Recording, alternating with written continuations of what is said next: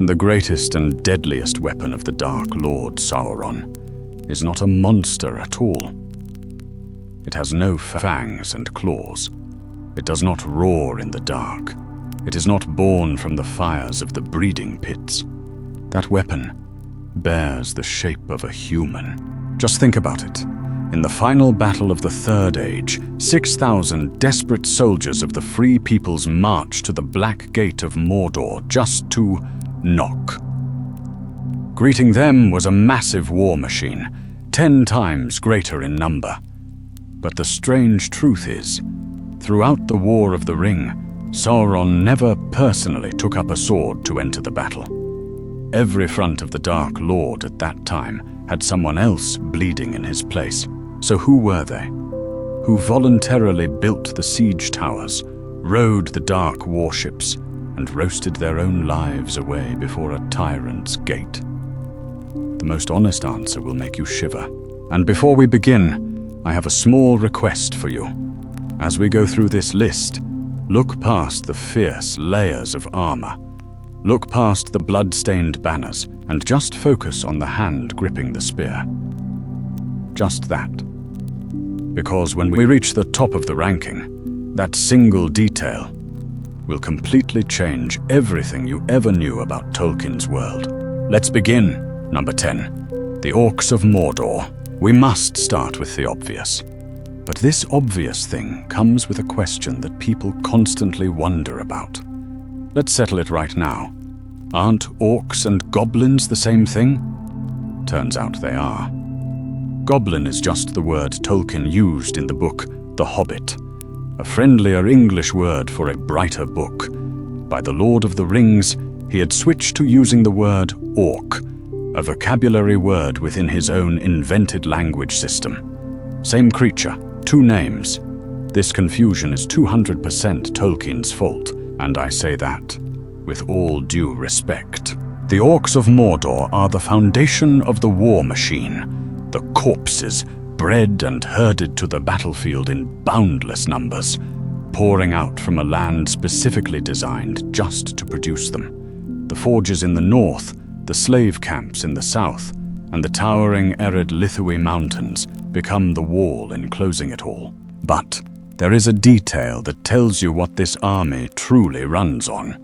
In the story, we get to eavesdrop on two orc officers chatting privately. And what do they talk about? Desertion.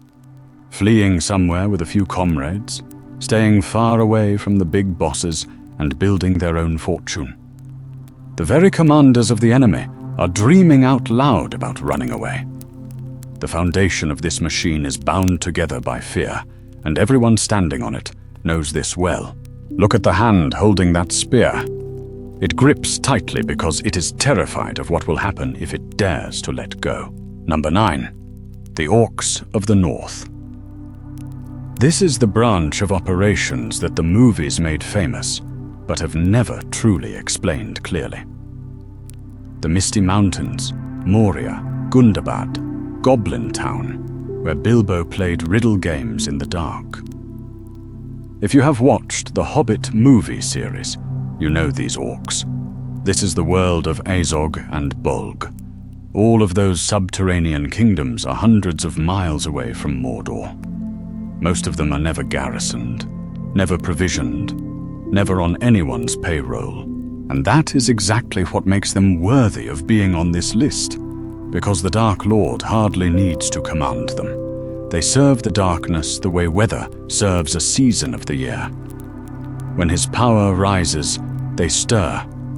When war breaks out, they march, pouring down from the mountains at the Battle of Five Armies, darting out from the dark to pounce on our travelers on the high passes, or hunting the Fellowship of the Ring in the deeps of Moria, an empire where the branches run themselves solely based on ancient hatred and sniffing out the changing of the times. That should make you more afraid than the garrison in Mordor. An army you must feed can starve, but an army that feeds itself will keep on coming. Number 8. The Trolls. Everyone remembers the 3 trolls in The Hobbit. Huge, dim-witted, argumentative. and then when the sun rises, they turn into garden ornaments. If you are a Dark Lord evaluating the performance of your monsters, that is an incredibly serious design flaw. Your heavy infantry cannot have a power-off switch triggered by the dawn, so the enemy did what he always does: return to the workshop.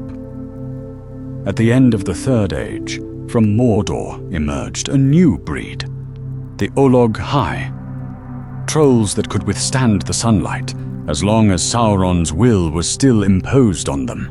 Cunning trolls that knew how to speak the black speech, fighting with discipline instead of gluttony.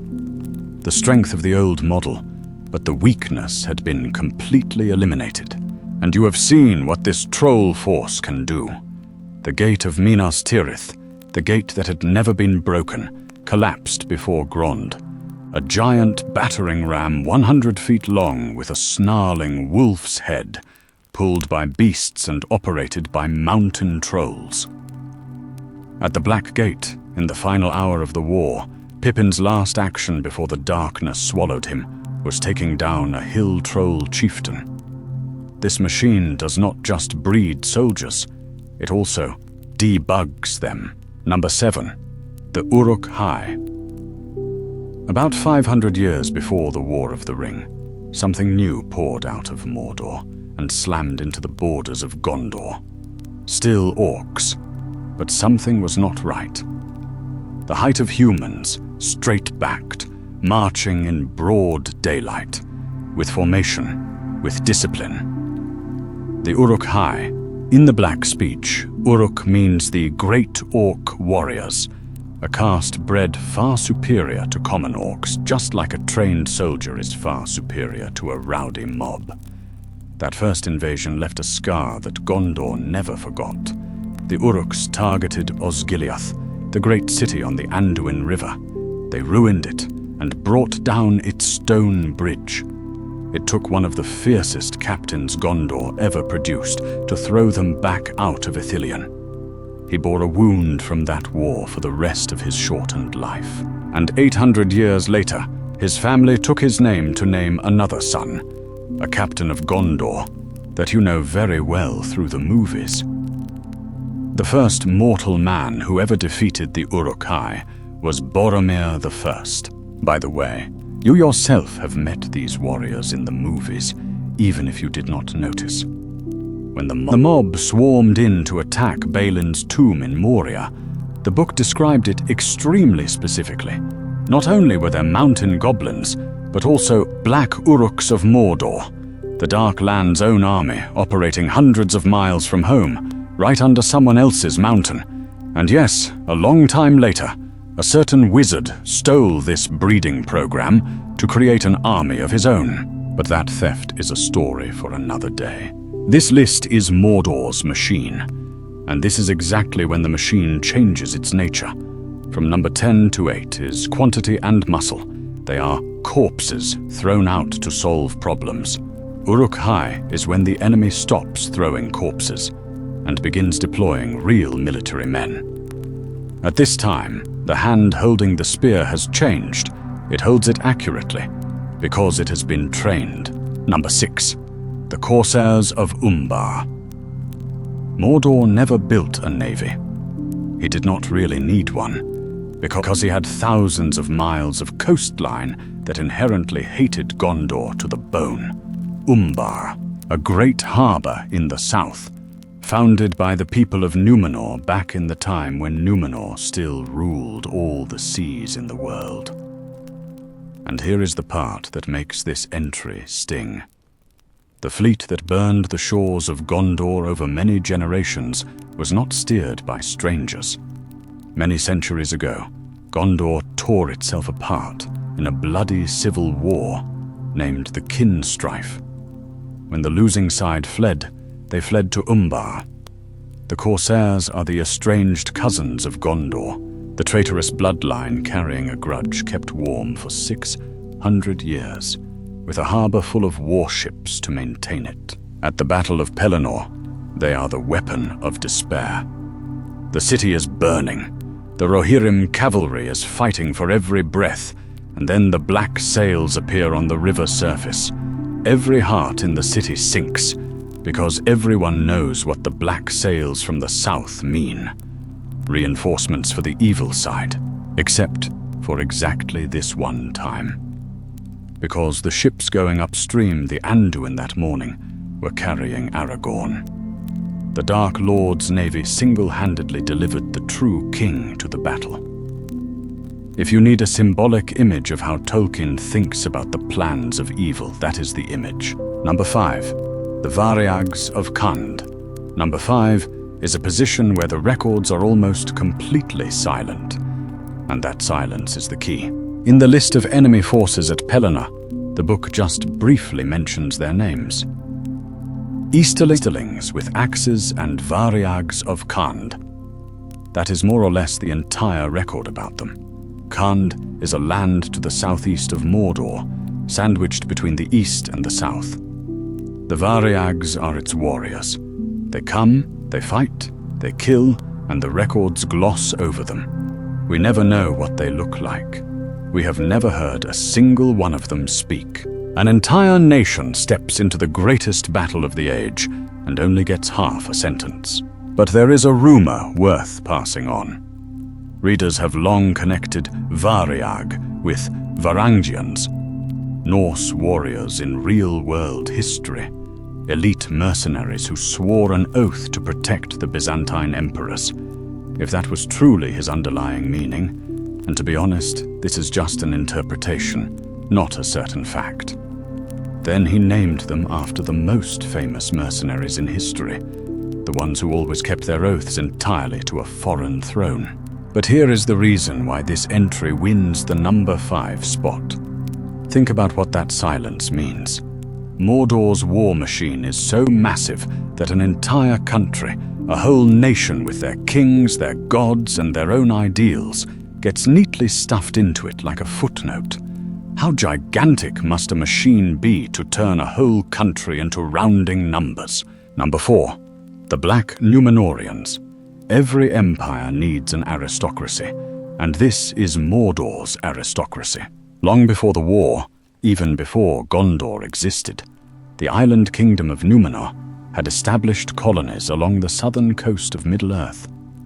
When Númenor sank into darkness in its final centuries, many settlers there fell along with it, worshipping the darkness that their homeland had turned toward. Their island sank to the bottom of the sea, but they still remained. The book calls them the Black Númenóreans. Lords carrying this bloodline rose up to seize the power to dominate the people in the south and ruled there in the name of the enemy. The bloodline of the greatest civilization in the west now serves the power that the west was born to destroy. And their lineage lasts until the very end of the story, because the last of them standing at the Black Gate in the final chapter is none other than the Lieutenant of the Dark Tower, the mouth of Sauron. He is not a ghost, not a spirit. He is a human of flesh and bone, the messenger of the Dark Lord, and in reality the manager of his entire tower. About him, Tolkien wrote one of the coldest sentences. His name is remembered in no tale, for he himself had forgotten it. He gave his master the one thing that the 9 Nazgûl could no longer do, a living and willing human voice. Look at the hands in this entry. They are not holding a spear at all. They are holding piles of paperwork. Every machine of gigantic size needs clerks, and Sauron's clerks are volunteers. Number 3. The Easterlings. This is when the cinematic picture and the realistic picture separate from each other.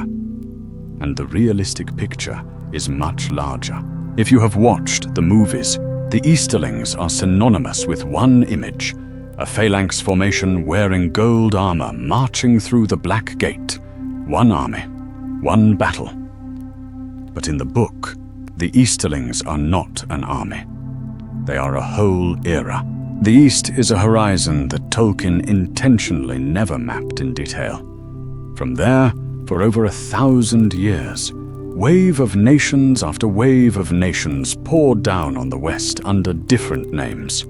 The Wain Riders fighting on giant war chariots, and coming dangerously close to wiping out Gondor, the Balkoth following right behind.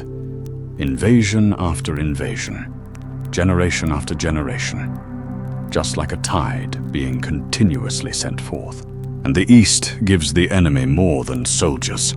It gives him a lieutenant general. Among the 9 ring wraiths, Nazgul, Tolkien only recorded the name of exactly one person besides the captain, Khamûl, known as the Black Easterling, the keeper of the fortress of Dol Guldur, the second most powerful among the 9. When someone from the East rises to such a high position under the Dark Lord, it tells you how long and how deeply profound that loyalty has lasted. One more thing about the Easterlings. Exactly 2 days after the Dark Tower collapsed, an Easterling army in the far distant north was still fighting, still besieging a mountain. At the end of this list, that detail will have more important meaning than any ranking. But there is an astounding historical puzzle piece that few mention. The West never abandoned the East.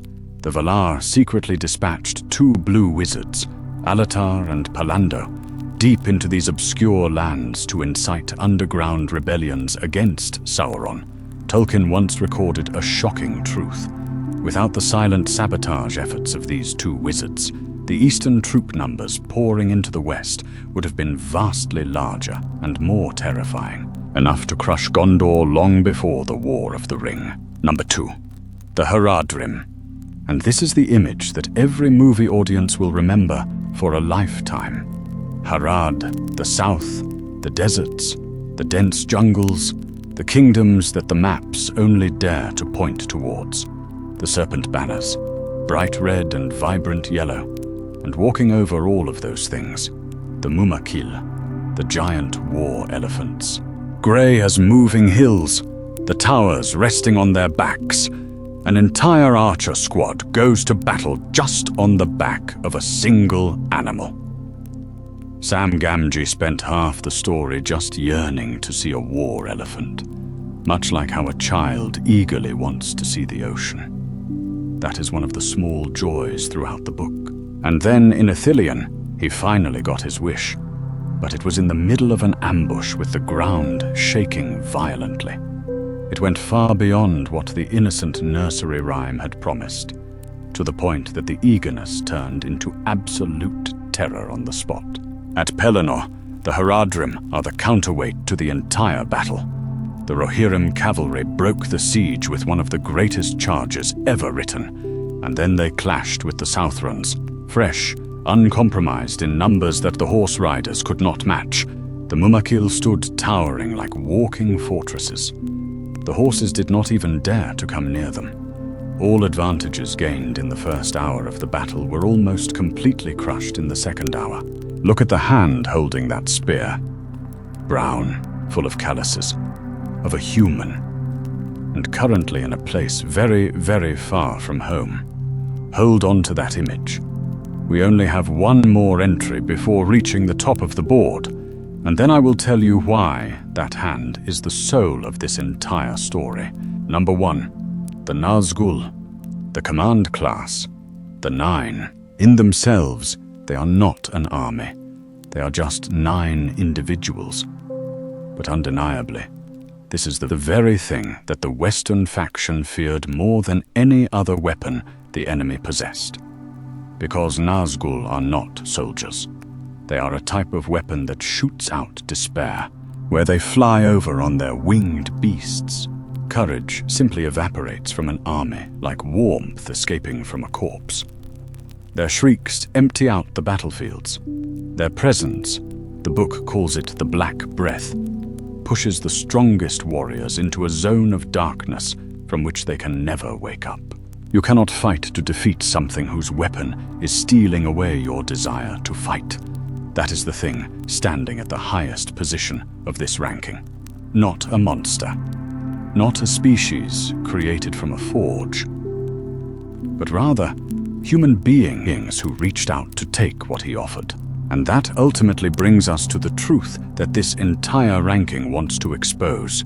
Look back up the list, from number 10 to 7. Creatures, orcs, trolls, soldiers bred in the deep pits, monsters, the things that the word Mordor makes you picture. They only lie in the bottom half. But from number 6 to 1, the top half of the Dark Lord's war machine is entirely human. The higher you climb in the enemy's army, the more it bears the traits of humanity. His monsters were never the most dangerous part, and that forces us to face the real question.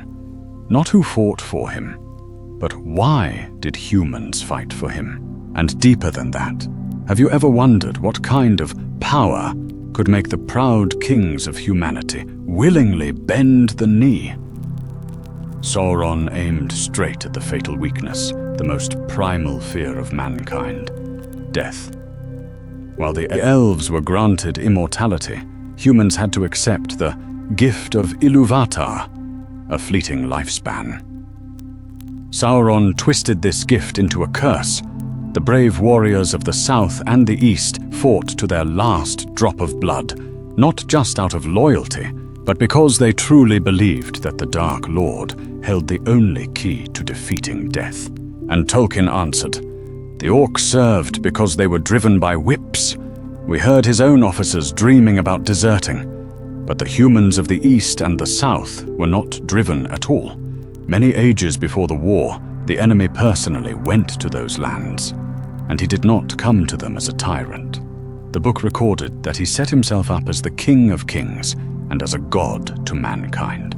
A god to the nations that the West had forgotten, or worse, the nations that still had not forgotten the sight of Westerners docking on their proud ships, plundering tribute and deceitfully calling it friendship.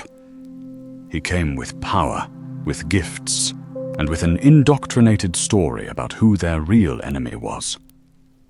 Some of them, by the end of the war, had served that story for so many generations that no one left alive had ever heard another story.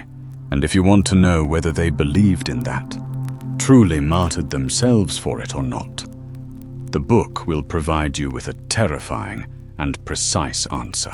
In the moment the Dark Tower collapsed, the entire machine felt its master had died. The enemy's army split decisively along the exact boundary that this list had drawn. The orcs, the creatures, and everything imprisoned by his will scattered like mindless animals. The text writes, "The men who had only recently served him fled, or threw down their weapons and begged for mercy. But the men of the east and of Harad, the ones immersed the deepest and longest in his service, proud people, brave warriors, poisoned over countless generations in the story he told. They looked at the ruin of everything, and the book says they gathered themselves together for a final life or death stand of a desperate war. The lie was dead, but the zealots continued to swing their swords. That is truly the deadliest weapon in Mordor. It was never the Mûmakil, never the Grond Log, never the breeding pits. It is a story told by an imposter god, for those who have their own reasons and pain to want that story to be true. Fear built the bottom half of this list, but faith built the top half. This brings us back to Ithilien, and the moment that I think this entire video truly exists for is Sam's first battle. Faramir's rangers ambushed a line of southern soldiers, and the battle crashed through the ferns, falling right into his position. A man fell dead almost right at Sam's feet. A soldier of Harad, bright red cloak, gold collar. This was the first man that Sam had ever witnessed to die with his own eyes. And Sam, a gardener swept into a war he never asked for, looked at him. The book tells us his thoughts. He wondered what the man's name was, where he came from, whether his heart was truly evil, or what lies and threats had dragged him into this long march far away from his homeland, and whether he would have truly preferred to stay there in peace. If that sounds familiar, it is because the movies gave that line to Faramir, but in the book it belongs to Sam, a gardener kneeling in the ferns, looking at the hand holding the spear. and bewilderedly wondering, who lied to this hand? Tolkien fought in the suffocating trenches of the First World War. He knew very well how tragic it looks when a young man dies in a place very far from home, burying his body inside a lying story that someone else told him. And in the midst of an epic great war of monsters and ghosts, he proactively stopped the book for a paragraph, just to make sure you also see that truth. So who truly fought for the Dark Lord? Mostly humans, farmers, sailors, cavalrymen, and even kings.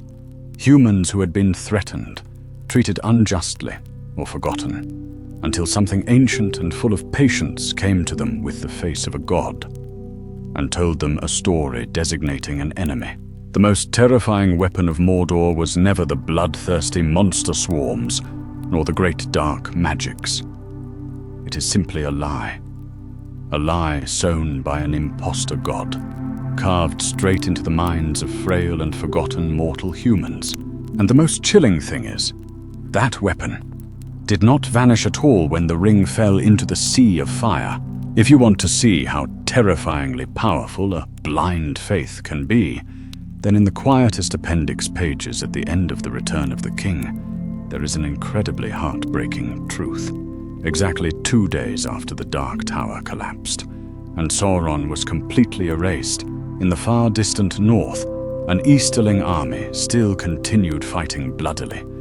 They fought to the last man for a fake god, simply because no news had reached them that the world had been saved.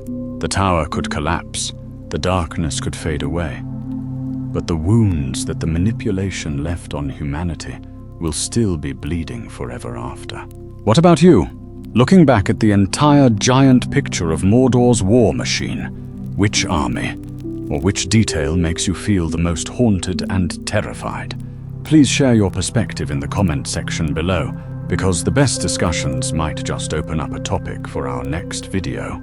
If today's journey of dissecting the most realistic and epic hidden corners of Middle-earth gave you goosebumps, do not forget to leave a like and hit subscribe to the channel. Your support is the exact flame keeping our torch continuing to burn brightly on YouTube. Thank you for lingering in the dark with me today. See you again in the next stories.